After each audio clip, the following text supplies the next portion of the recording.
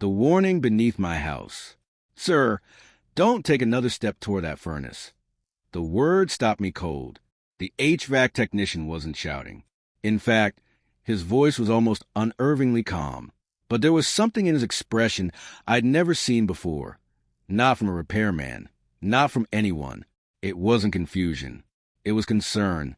He slowly backed away from the old gas furnace, pulled off his work gloves, and looked me straight in the eye. I've been doing this for over 20 years, he said quietly. I've never had to stop a homeowner like this. Before I tell you what happened next, I'd genuinely love to know where you're watching from today.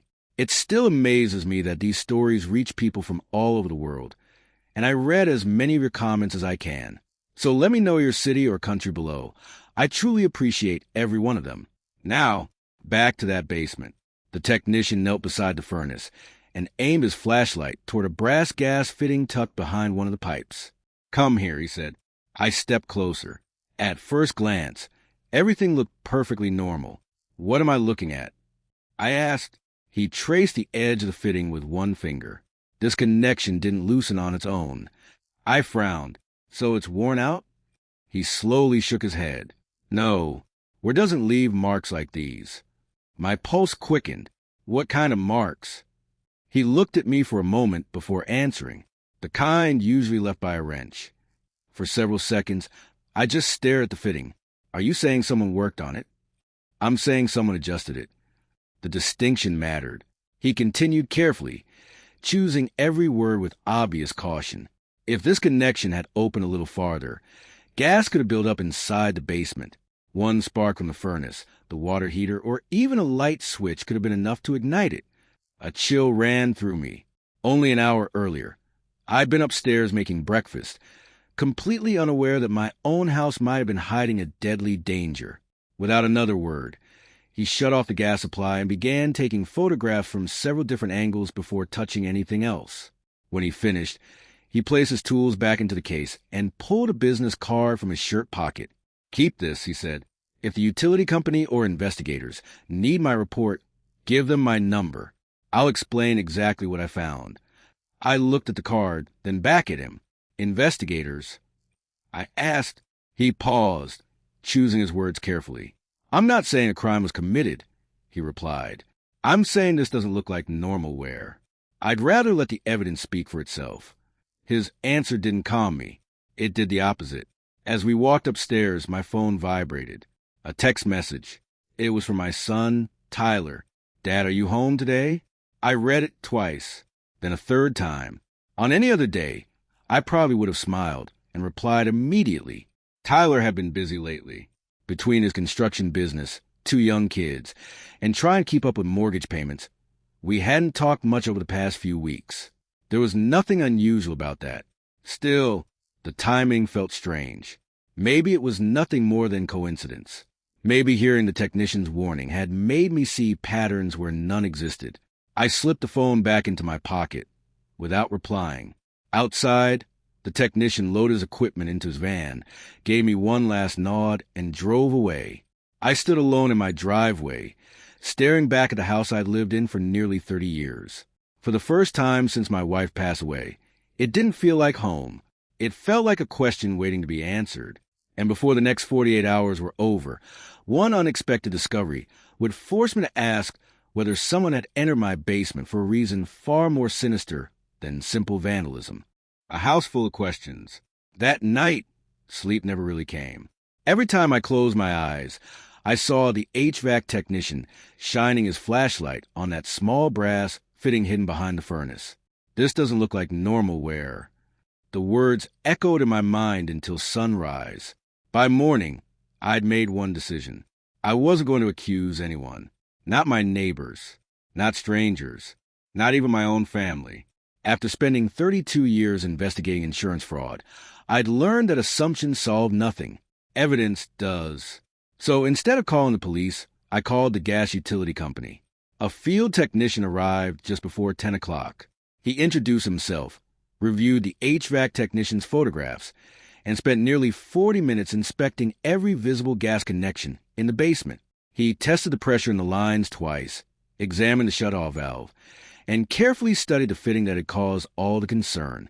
When he finally climbed the basement stairs, I met him at the kitchen table.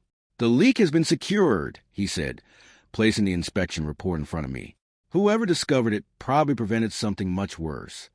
I hesitated before asking the question that had been bothering me all morning. "Do you think someone loosened it on purpose?" He gave a small shake of his head. "I can't tell you how it became loose. All I can tell you is that it required repair. Anything beyond that would be speculation." It wasn't the answer I wanted, but it was the answer of someone who refused to guess. And somehow, that made me trust him even more. After he left, the house felt unusually quiet. I carried a yellow legal pad into my study and sat at the same desk where I'd once spent countless evenings reviewing fraud investigations. This time, the case felt far more personal. At the top of the page, I wrote a simple question: who has been inside or around my house during the past few months? The names came slowly. The landscaping crew that trimmed the hedges in early spring. Frank, my next-door neighbor, who borrowed my extension ladder. A plumber who repaired a leaking faucet in the kitchen. My daughter, Claire, during her regular Sunday visits. And finally, Tyler. I stared at his name for several seconds before putting the pen down. His visit hadn't seemed unusual. He'd helped me carry a few heavy storage bins into the basement, while we joked about how neither of us was getting any younger. At one point, I'd stepped outside to answer a phone call from an old colleague because the reception inside the house was terrible. Tyler had remained downstairs for several minutes by himself. At the time, it hadn't meant anything. Even now, it wasn't evidence. It was simply another fact. Nothing more. Later that afternoon, my phone rang. It was Tyler. "Hey, Dad," he said. "Everything okay? You never answered my text yesterday." His voice sounded exactly as it always had. Relaxed, friendly. We talked about his kids starting school, the unbearable summer heat, and whether I'd finally agreed to replace my old pickup truck. Not once did he mention the furnace. Not once did he ask about the house. When the call ended, I found myself wondering if I'd allowed fear to color my judgment. Maybe the timing of his text really had been nothing more than coincidence. That evening, just before locking the front door, I noticed something beneath the welcome mat. I stopped. I was certain it hadn't been there earlier. I'd walked outside twice after dinner to water the flowers and take out the trash. The envelope looked clean, perfectly dry, and almost freshly placed. My name was typed neatly across the front. No stamp. No return address. I opened it carefully. Inside was a single sheet of paper. 5 words. "You're asking the wrong questions." I looked up and scanned the quiet street. The porch light illuminated an empty sidewalk. No footsteps. No passing cars. No movement. Whoever had left the note knew where I lived. More unsettling still, they knew I had already started looking for answers. The anonymous note was only the first warning. Less than 24 hours later, a security camera from a neighboring house would capture something no one was supposed to see. The camera across the street. I must have read the note at least 20 times before I finally folded it and placed it inside the top drawer of my desk. "You're asking the wrong questions." 5 simple words. No signature. No explanation. Just enough to make me wonder whether someone was trying to warn me or manipulate me. Either way, one thing was obvious. Whoever left that envelope knew I'd started looking into what had happened in my basement. The next morning, I walked across the street to Frank's house. Frank had been my neighbor for nearly 3 decades. We'd shared backyard barbecues, watched each other's homes during vacations, and helped one another through more home repairs than either of us cared to remember. When he opened the door, he took one look at my face and frowned. "You look like you haven't slept." "I haven't." "Over coffee." I told him everything. The gas leak, the HVAC technician's warning, the utility company's inspection, and finally, the anonymous envelope. Frank listened without interrupting. When I finished, he rubbed his chin thoughtfully. "You remember my daughter convincing me to install security cameras last year?" I nodded. "They cover part of your driveway, too." For the first time in 2 days, I felt a small sense of relief. Maybe the cameras had captured something. We sat down in front of his computer and began reviewing the footage from the previous evening. Most of it was exactly what you'd expect in a quiet neighborhood. A delivery van, a couple walking their dog, kids riding bicycles before sunset. Nothing unusual. Then Frank suddenly paused the video. There, a person wearing a dark baseball cap appeared near the edge of the frame. The figure crossed the street, walked directly toward my front porch, and disappeared briefly beneath the camera's angle. A few seconds later, they reappeared and calmly walked away.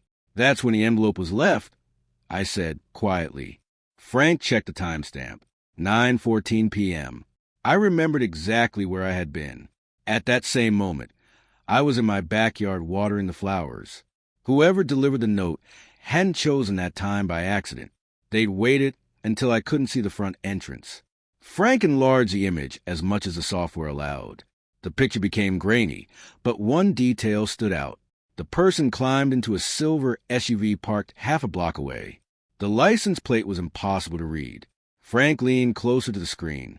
"You know," he murmured, "that SUV looks familiar. You recognize it?" He kept staring at the frozen image. "I think I've seen it somewhere before." "Where?" He slowly shook his head. "I honestly can't remember. It wasn't much of a lead, but it was better than nothing." As I walked back home, my mind kept replaying the footage. Someone had watched my house, waited for the right moment, left a message, and vanished without being seen. When I reached my mailbox, I found a letter from my insurance company. At first, I assumed it was another routine policy notice. Then one sentence caught my attention. "We recently received an inquiry regarding updates to your homeowner's policy information. If you did not authorize this request, please contact us immediately." A strange feeling settled over me. I hadn't contacted my insurance company. Inside the house, I called the customer service number. After confirming my identity, the representative reviewed the account. "Mr. Carter," she said, "our records show someone contacted us about 6 weeks ago requesting information related to your homeowner's policy." "I never made that call." "I understand," she replied. "No changes were completed because the caller couldn't pass all of our security verification questions. So, someone tried to access my account?" "It appears someone attempted to obtain policy information," she answered carefully. "Because the inquiry involved possible unauthorized account activity, I'm required to refer this to our Special Investigations Unit. They'll review the call recording and contact you as soon as possible." I thanked her and ended the call. 6 weeks ago, the same week, several people had been in and around my property. Maybe it was connected, maybe it wasn't, but between the gas leak, the anonymous note, and now an unauthorized inquiry into my insurance account, the pieces no longer felt isolated. Someone was moving them. I just didn't know why. The next afternoon, the Special Investigations Unit called with one small detail from the recorded phone inquiry. It wasn't enough to identify the caller, but it was enough to prove this was far more than coincidence. The recorded voice. The call came the following afternoon. I'd been staring out the kitchen window for nearly an hour, pretending to read the newspaper while my mind replayed the past 3 days. The furnace, the anonymous note, the figure on Frank's security camera. Nothing fit together. Yet somehow, it all felt connected. When my phone rang, the caller ID displayed the name of my insurance company. I answered immediately. "Mr. Carter?" a woman's voice asked. "Yes, my name is Rebecca Mills. I'm with our Special Investigations Unit. I understand you reported a possible unauthorized inquiry on your homeowner's policy." "That's right. I reviewed the account notes and listened to the recorded phone call." I leaned forward. "Were you able to identify who called?" "I'm afraid not." Disappointment settled in almost instantly. "But," she continued, "the recording did reveal a few details that may be helpful." I reached for a pen. "The caller knew your full name, property address, and policy number before speaking with our representative." That made my stomach tighten. Policy numbers weren't something people memorized. They also knew approximately when your policy had been renewed. Could they have found that online? "It's possible," she replied, "but they also reference information that isn't publicly available." "What kind of information?" "They correctly stated the year your home was built and mentioned a detached storage shed on the property." I looked out the window toward the old wooden shed behind my garden. Very few people even paid attention to it anymore. The caller failed our identity verification, Rebecca continued. So no confidential information was released and no changes were made to your account. So whoever called left empty-handed. That's correct. There was a brief silence before she added one final detail. Our representative noted that the caller seemed unusually interested in how claims involving gas-related property damage are typically handled. I stopped writing. I'm sorry, what did you just say? They asked general questions about claim procedures involving accidental gas leaks or explosions. The room suddenly felt colder. They never mentioned your furnace specifically, she clarified. The questions were hypothetical. Hypothetical, maybe, but after everything that had happened, it was a difficult word to believe. After thanking Rebecca, I hung up and sat quietly for several minutes. The person who called the insurance company hadn't stolen anything. They hadn't changed my policy. Instead, they'd been gathering information. Information about gas-related claims. That alone didn't prove criminal intent, but it certainly didn't feel random. Wanting another opinion, I drove to Frank's house. He was repairing a loose fence board when I pulled into his driveway. After hearing about the phone call, he rested his hammer against the fence. So, whoever was knew details about your house, he said thoughtfully. Apparently. And they asked about gas leaks. I nodded. Frank was quiet for a moment. Then he sighed. That silver SUV has been driving me crazy. You remembered something? Not enough. He rubbed the back of his neck. I still know I've seen it before. I just can't remember where. I smiled faintly. I guess we're both chasing memories. Before leaving, Frank handed me a flash drive containing the security footage. Keep it, he said. If this turns into something bigger, you'll want your own copy. As I drove home, I realized something that hadn't occurred to me before. Whoever had left that anonymous note had walked right past my mailbox, right past my front windows, right up to my porch. They hadn't been afraid of being seen. That meant one of two things. Either they knew I wasn't watching, or they knew I wouldn't recognize them even if I had. That evening, determined to stop guessing, I climbed into the attic looking for old house records. Instead, hidden beneath a dusty box of Christmas decorations, I found something I had no memory of putting there, a small metal lockbox. It wasn't mine, and it was locked. I assumed the lockbox belonged to a previous homeowner. I was wrong.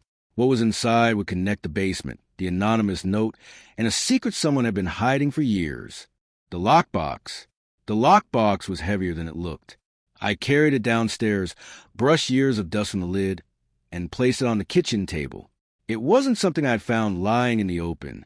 While searching the attic for old renovation paperwork, I'd noticed a section of loose insulation near the back wall.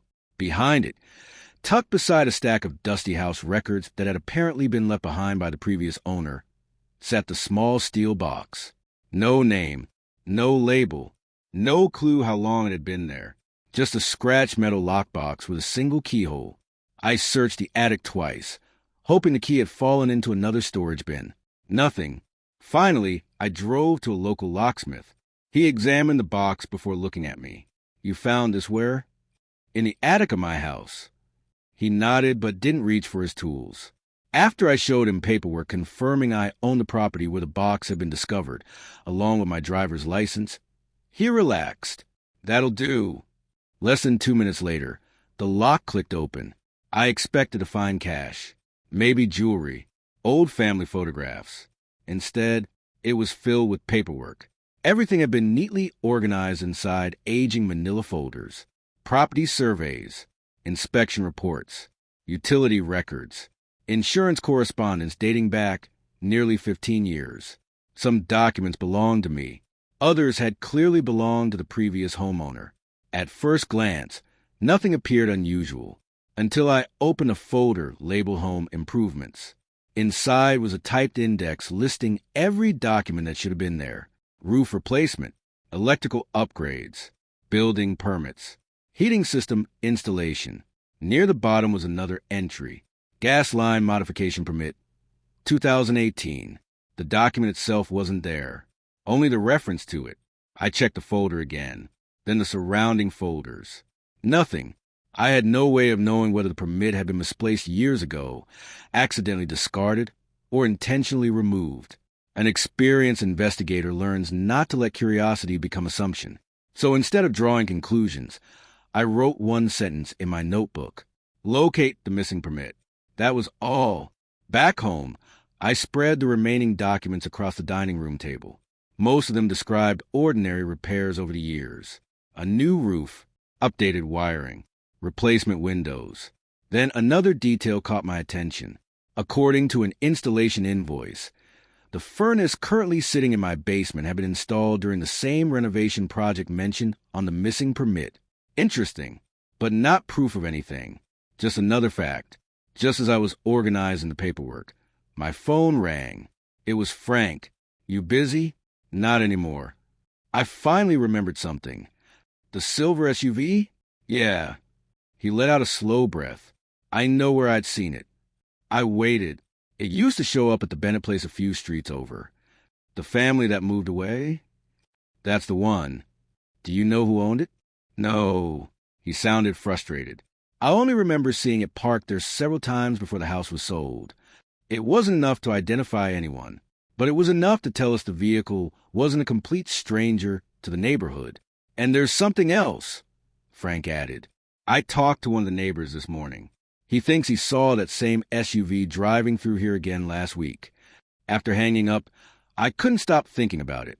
Someone connected to that vehicle had apparently visited our neighborhood more than once. Whether it had anything to do with my house, I still couldn't say. That evening, I decided to place the documents back inside the lockbox. As I lifted the last folder, something felt odd. The bottom of the box seemed thicker than it should have been. Running my fingers along the edge, I found a narrow seam. There was a false bottom. Using the tip of a pocket knife, I carefully lifted the hidden panel. Beneath it rested a single folded envelope. The paper had yellowed with age. Across the front, written in fading blue ink, were 6 simple words. If you find this, read carefully. There was no signature on the outside. I unfolded the letter and read the first sentence. If you're living in this house now, there's something you deserve to know. The letter didn't mention a gas leak. It didn't mention sabotage. Instead, it described something far more unsettling. During the final months before the previous owner sold the house, someone had entered the basement more than once without permission. Nothing valuable had ever been stolen. Nothing had been damaged. Yet every visit seemed to have one thing in common. Whoever came there appeared to be searching for something. I folded the letter slowly. For the first time, I realized this mystery might not have started with me. It might have started years earlier. The letter raised more questions than it answered. But the next morning, the insurance investigator called with a new piece of evidence that would finally explain why someone had been so interested in my house, and why Tyler's name was about to re-enter the investigation. The renovation that didn't add up. I read the previous homeowner's letter 3 more times that night. Each time, one sentence stood out more than the rest. After the furnace was replaced, things in the basement stopped making sense. He never claimed someone had tried to kill him. He never mentioned a gas leak. Instead, he described finding tools that weren't his, discovering the basement door unlocked after he'd been certain it was secured, and noticing that someone seemed unusually interested in the area around the newly installed furnace. It sounded strange, but not impossible. The next morning, I drove to the police station with 3 things: the HVAC technician's photographs, the utility company's inspection report, and the letter from the previous homeowner. Officer Melissa Grant listened carefully as I explained everything. When I finished, she leaned back in her chair. "I can't promise this is a criminal case," she said, "but I can promise we'll look into it." That was all I wanted. She asked for copies of every document before making one suggestion. "Let's start with the renovation records." Within hours, an investigator contacted the city's building department. The missing gas permit wasn't in my lockbox, but it was still on file with the city. Late that afternoon, Officer Grant called. "We found permit." "You did?" "It confirms that the gas line was modified during the furnace installation in 2018. So, why wasn't a permit in the lockbox?" "We don't know." That answer didn't bother me. The important thing was that the document still existed. What else did you find? I asked. The permit lists the contractor who completed the installation. She read the company name aloud. It meant nothing to me. I've never heard of them. You probably wouldn't have, she replied. The company dissolved about 3 years later. Can you still locate the people who work there? We're trying. The next day brought another development. The police tracked down the technician who had signed the original permit. His name was Raymond Ellis. He'd retired several years earlier and now lived in a neighboring county. Officer Grant called me after interviewing him. He remembers your house. He does? Very clearly. That surprised me. Why? Because he says the installation didn't go as planned. According to Raymond, the original furnace had been removed without any problems. But while preparing a new gas line, another worker insisted on making a last-minute change that wasn't included in the original plans. Raymond objected. The argument became heated enough that he documented his concerns with the company before finishing the job. Did he say what the disagreement was about? I asked. He said the worker claimed it would save time. Raymond disagreed and wanted the line installed exactly according to the approved drawings. My notebook was quickly filling with questions. Can you identify that worker? Yes. He gave us a full name. For the first time since the investigation began, there was a real person connected to the evidence. Not a shadow on a security camera. Not an anonymous note. A name. Officer Grant paused before continuing. We've also confirmed something else. What? That employee left the company less than 2 months after the installation. Why? He was dismissed following an internal investigation into falsified maintenance records on several projects. I sat in silence. None of this proved that the same man had returned years later. None of it proved he had tampered with my furnace. But for the first time, the investigation had moved away from coincidence and toward evidence. As I ended the call, my phone buzzed with another message. It was Tyler. Dad, Mom's old photo albums are still in my garage. I finally found the last box. If you'd like me to bring it over this weekend. I smiled. For days, I questioned everything. Now, looking at that simple text, I realized how close I'd come to letting suspicion damage the one relationship that had always mattered most. Tyler had never asked about the insurance policy. He'd never mentioned the basement. He'd simply been checking on his father. The investigation had finally taken a different path. And if Officer Grant was right, that path was leading towards someone who had been inside my house years before I ever understood why. The police had a name, but names don't convict people. When detectives compared the old renovation records with the HVAC technician's photographs, they discovered one detail that transformed a decade-old workplace dispute into a criminal investigation: the face behind the wheel. For nearly a week, every answer had led to another question: the loose gas fitting, the anonymous note, the old renovation records, the missing permit, the previous homeowner's letter. One by one, the pieces had begun to fit together. But one question remained unanswered: who had returned to my house? Officer Melissa Grant called just before noon. Mr. Carter, she said, we've identified the driver of the silver SUV. For a moment, I couldn't speak. You have? We'd like you to come to the station. 20 minutes later, I was sitting across from Officer Grant as she placed a manila folder on the table. We expanded our search beyond your neighbor's security camera, she explained. Traffic cameras capture the same SUV entering and leaving your neighborhood that evening. She opened the folder. The license plate led us to a man named Nathan Brooks. The name meant nothing to me. Should it? Not yet. She slid a second photograph across the table. It showed a much younger Nathan standing beside another man at what looked like a company picnic. The second man caught my attention immediately. I recognized him from the renovation records. It was the owner of the company that had installed my furnace 8 years earlier. Father and son, Officer Grant said quietly. I stared at the photograph. So Nathan grew up around that company. Yes. And after his father retired, he continued working in residential maintenance for several years. I leaned back in my chair. Has he admitted being at my house? He has. That wasn't the answer I expected. He didn't deny it? No. Officer Grant opened another page in the file. He admitted walking onto your property the night the envelope was delivered. What about the gas fitting? He denied touching it. Do you believe him? She didn't answer immediately. At this point, she said, we're following evidence, not opinions. I nodded. It was the same lesson I tried to follow since this investigation began. What did he say about the note? He refused to answer. That single detail bothered me more than anything else. If he hadn't written it, why refuse to explain it? Officer Grant continued. We obtained a warrant to search his vehicle. Did you find anything? No tools connected to your furnace. My heart sank, but we did find copies of renovation invoices from his father's company. She handed me another document. At the top was my address. Below it were handwritten notes made years earlier. One sentence had been circled in red ink. Customer unaware of revision. What revision? I asked. We don't know. Yet. The room fell silent.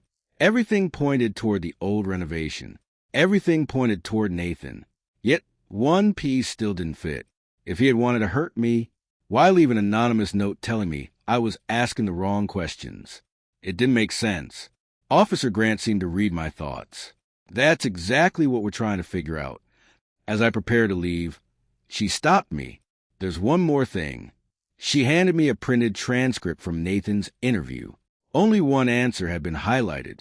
When detectives asked why he'd returned to my property after all these years, he replied with a single sentence. I wasn't trying to hurt Mr. Carter.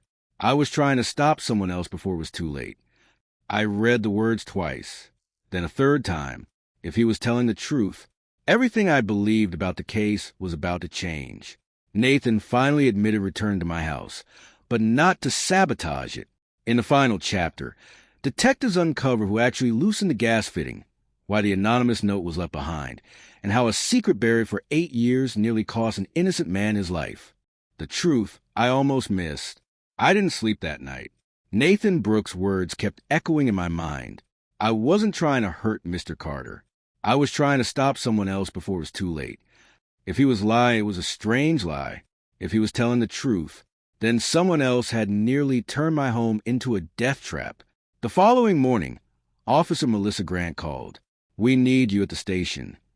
When I arrived, Nathan was already there with his attorney. For the first time, he looked directly at me.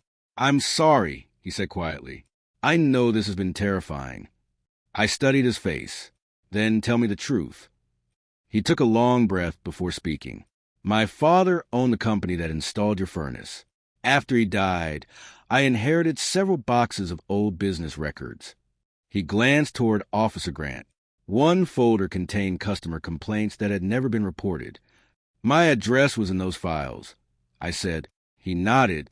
There were handwritten notes from one of the technicians warning that shortcuts had been taken during several installations. Your house was one of them. Why didn't you go to the police? I planned to. He lowered his eyes.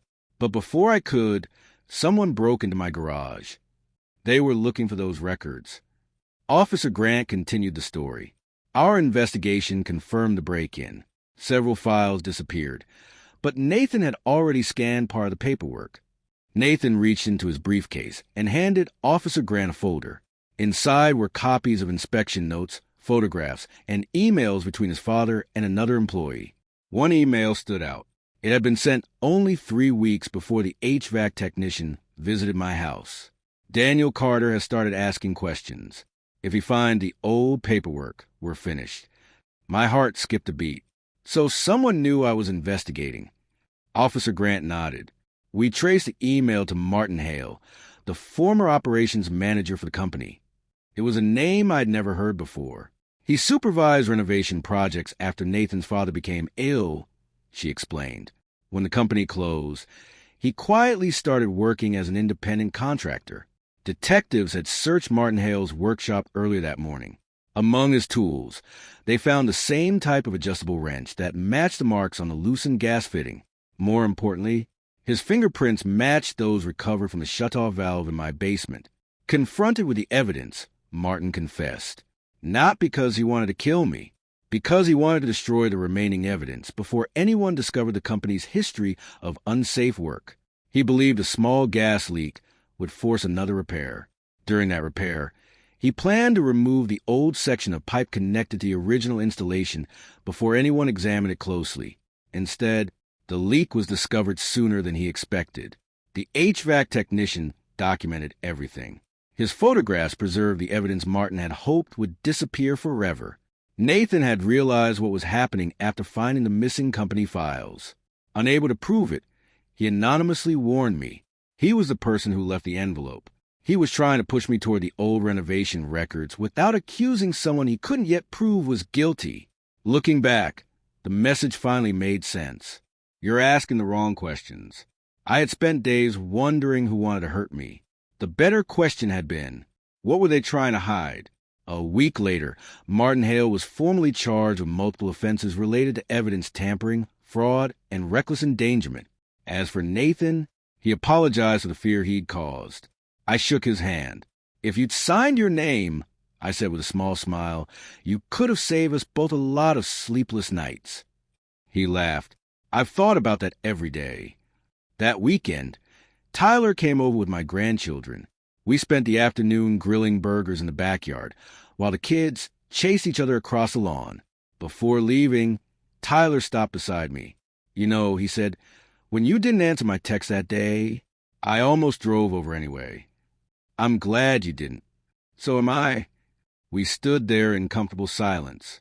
Then I looked back at the house. For days, I believed the greatest danger was a loose gas fitting. I was wrong. The real danger was letting fear convince me that suspicion was the same thing as truth. Evidence doesn't shout. It whispers.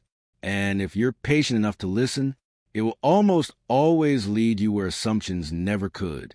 The end.